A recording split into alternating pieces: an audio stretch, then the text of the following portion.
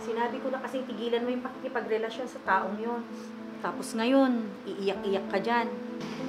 Nay naman, kung susumpatan niyo ako tungkol sa relasyon namin ni JR, mas mabuti pang iwanan niyo na lang ako. Bakit ba kasi ayaw mong makinig sa akin? Ang tigas kasi ng ulo mo. Pwede ba, Nay? Sheila, mali yung ginagawa nyo. Kaya pwede ba? Tama na!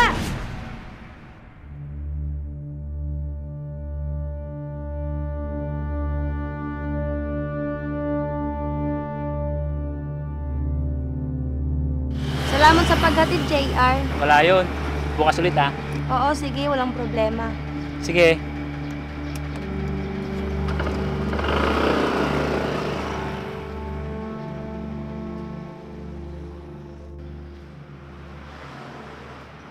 Nay, mano po? Di ba may asawa na yung si JR? Opo, Nay. Bakit? Anong bakit?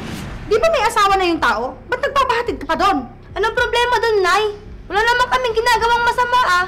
Sa ngayon, wala. Hihintayin nyo pa ba na may mangyari? Bakit ganyan kayo magsalita, Nay? Pinangungunahan niyo ako eh. Hoy, Sheila! Hindi kita pinangungunahan! Pinapaalalahanan lang kita! Sobra naman kayo makapag-isip, Nay. Diyan na nga kayo. Hoy, Sheila! Bumalik ka nga rito! Kinakausap pa kita!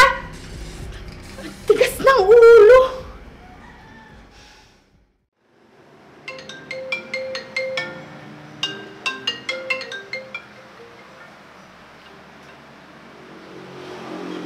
Hello, JR. Napatawag ka. Sheila. May sasabihin sana ako sa'yo eh. Bakit? Ano yun, JR? Sheila, pakiramdam ko, mahal na kita. Nahuhulog na kasi yung loob ko sa'yo eh.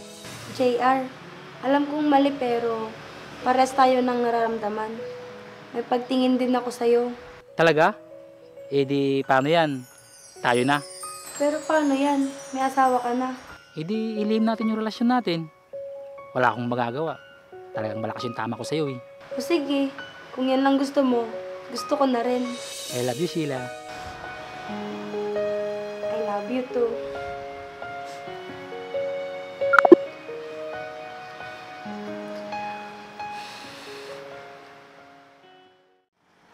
Uwi ka din agad ah, baka maabutan ka pa ng traffic. Oo naman.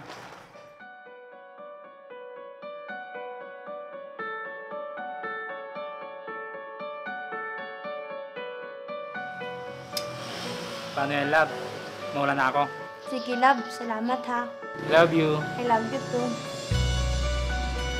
Sige, uwi na ako. Sige, ingat.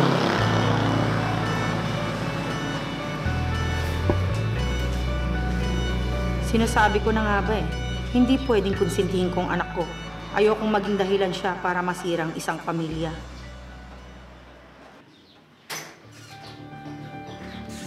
Oh, Nay. Ba't parang ang lalim na iniisip mo? Sheila! Umamin ka nga! Kailan pa naging kayo ni JR? Nay. Huwag ka nang magkaila! Kitang-kita ng dalawang mata ko na magkahalikan kayo ni JR! Oo, Nay. Kami na. Mahal ko si JR at mahal niya din ako. Anong klaseng pagmamahal yan? Hindi ka ba nag-iisip? Sheila? Aray ko, Nay. Alam mong may asawa yung tao, ba't pumatol ka? Nay, mahal niya ako. Kasalanan ko bang mahulog ang loob namin sa isa't isa? Binabalaan kita, Sheila. Itigil mo na yung kahibahan mong yan. Makipaghiwalay ka sa lalaking yon. Bago pa malaman ng asawa niya. Ngayon lang ako nagmahal, Nay. Kaya pwede ba? Huwag niya akong pigilan. Sheila! Kinakausap pa kita!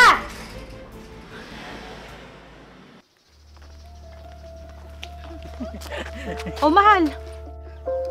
Sino yung kasama mo? Si Sheila, mahal. Katrabaho ko. Hi, Sheila. Ako nga palang asawa ni JR.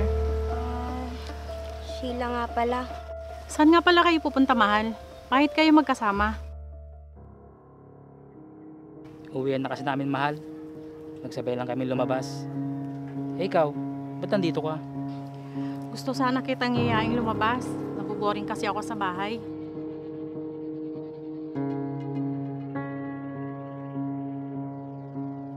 Ganun ba, mahal? Sige. Sige, mauna na ako sa inyo. Sige, Sheila. Mag-iingat ka, ha? Sige, salamat. Oh, ano na? Tara na, mamasyal na tayo. Sige, mahal.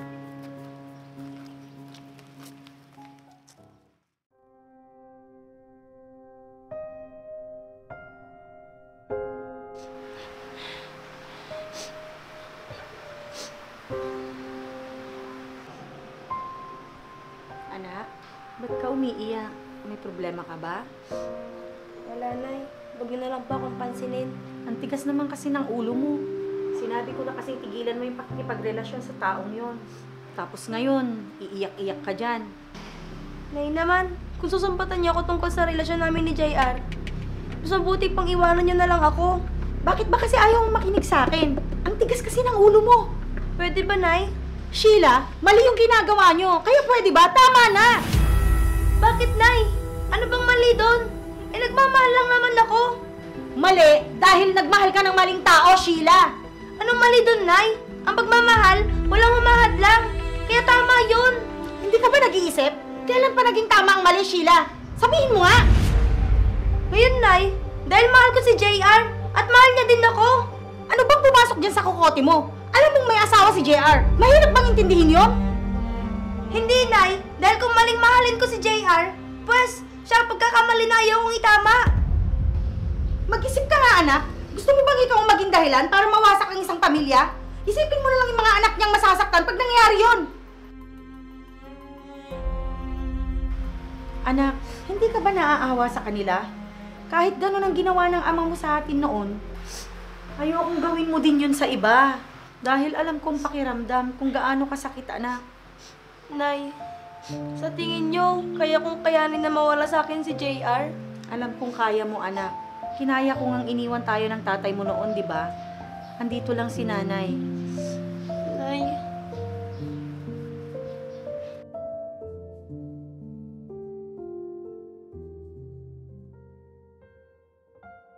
Tama nga siguro si Mama. Mali talagang maging tayo, JR.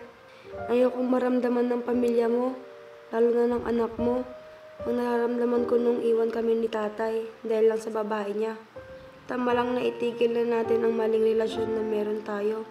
Paalam.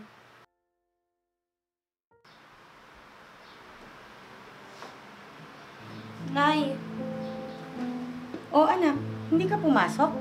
hindi na po, Nay. Nag-resign na po ako sa trabaho. Ha? Bakit? Nay, tama po kayo. Naliwanagan po ako nung kinausap niyo ako. Anong ibig mong sabihin? Nagipag-iwalay na po ako kay JR, Nay. Ayoko pong magkita kami, kaya nag-resign na lang po ako. Masasaktan lang po ako kapag araw-araw ko siyang nakikita.